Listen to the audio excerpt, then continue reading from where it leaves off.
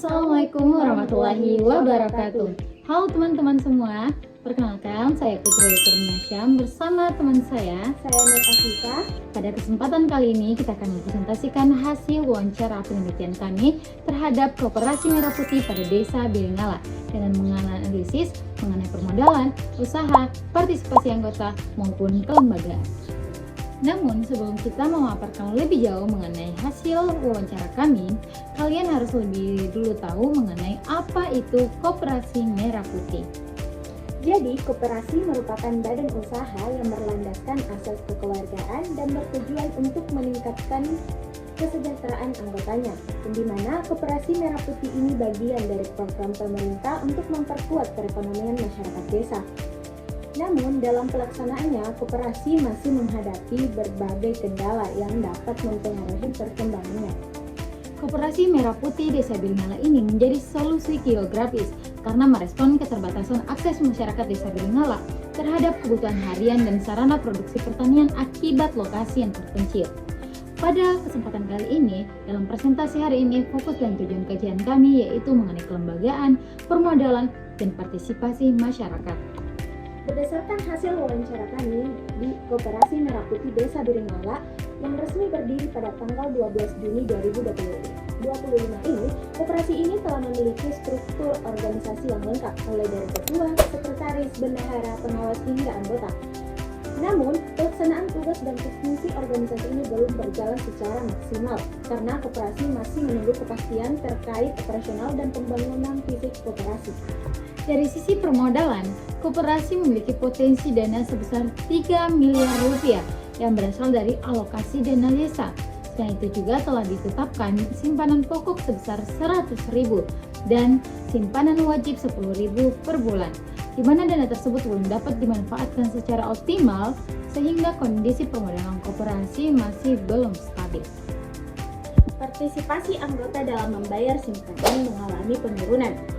Pada awal pembentukan, anggota cukup antusias untuk bergabung di koperasi ini.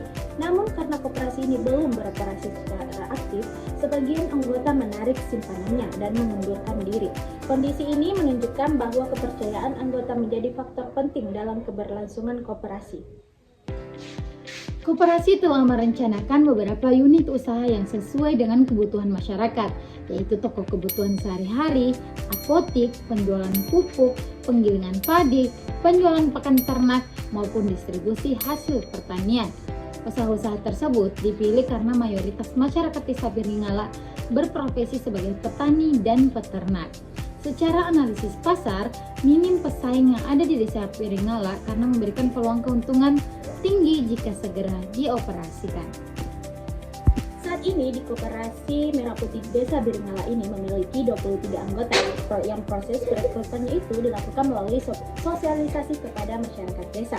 Meskipun jumlah anggotanya mengalami penurunan, pengurus tetap optimis bahwa minat masyarakat akan meningkat kembali apabila koperasi sudah beroperasi dan memberikan manfaat yang nyata.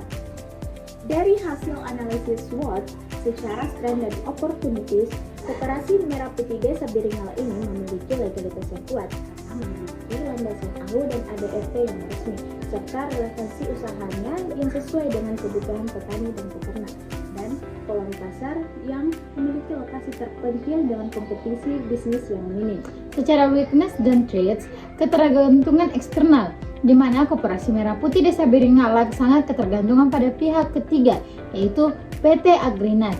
Secara kepercayaan, Desa Merah Putih ini memiliki krisis kepercayaan karena penurunan jumlah anggota akibat ketidakpastian berjalannya Koperasi Merah Putih. Karena stagnasi dana, di mana dana ADD sebesar 3 miliar rupiah yang belum dapat dimanfaatkan.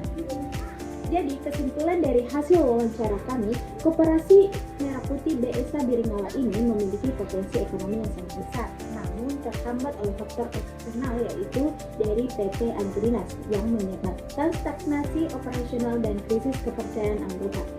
Jadi kami sebagai mahasiswa memberikan saran yang strategis, di mana yang pertama, desak kejelasan dari PT Agrinas dan pemerintah terkait dana ADD. Yang kedua, perjelas tupoksi pengurus secara tertulis. Dan yang ketiga, libatkan Dinas Koperasi Goa sebagai mediator masalah. Itu tadi hasil dari wawancara kami yang dapat kami presentasikan melalui video hari ini. Mohon maaf apabila ada kesalahan selama presentasi. Wabillahi taufiq wal hidayah. Wassalamualaikum warahmatullahi wabarakatuh.